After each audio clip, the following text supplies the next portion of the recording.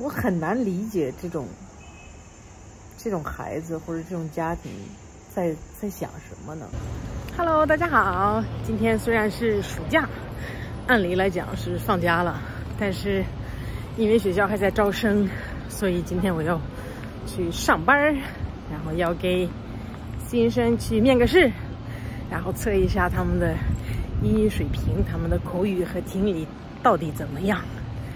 但是上班之前趁机会我就要跟个朋友见个面，然后你们猜在哪里见？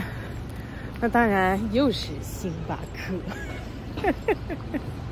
他们不给我钱哦好了，先去点个咖啡。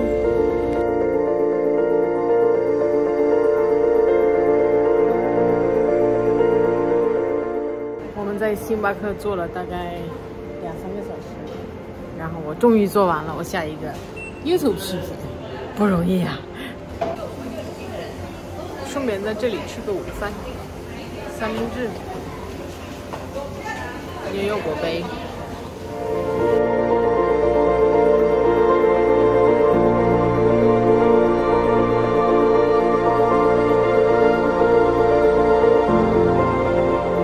已经有人在等我了，上个厕所都有人在等我了。嗨，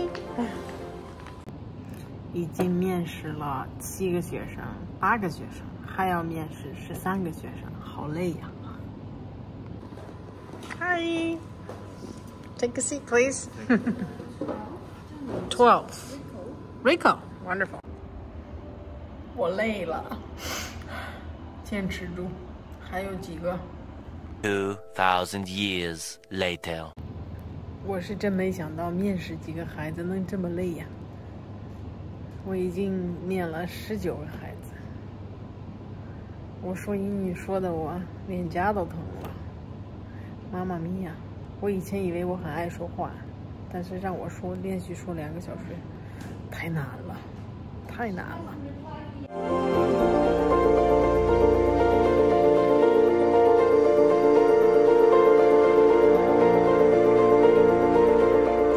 终于回家了，真的好累啊！连续3个小时面试，没想到可以这么累，我的脑子已经完全啥也想不清楚了。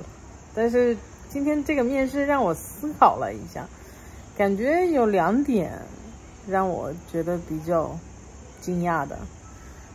第一点就是感觉好几个公立学校的孩子英语真的是相当好。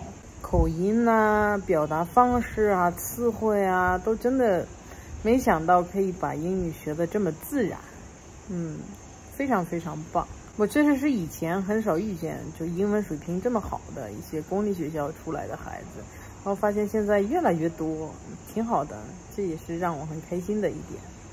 然后另外一点让我思考的就是有一些孩子，就我们学校是国际学校，所有的课都是用英文授课，然后有一些孩子吧，就感觉好像可能是觉得国际学校的压力会比较小一点，然后就没有公立学校那么的拼命，那么的累，学习那么多。但是英文水平那么低的情况下，就是一些简单的问题都回答不了的孩子，你说你全天用英文上课不更累吗？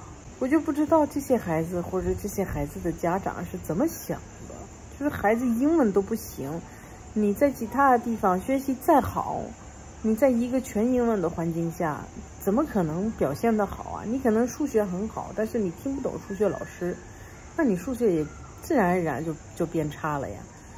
就是我很难理解这种孩子或者这种家庭在想什么呢？最基本的要求就是英文水平得过得去啊！你全英文授课，你英文不行怎么行啊？反正就是让我很疑惑的一个问题。Anyways， 这一天终于结束了，我终于可以在家休息了，我可以做晚饭，然后就可以去睡觉了。今天就到这里吧。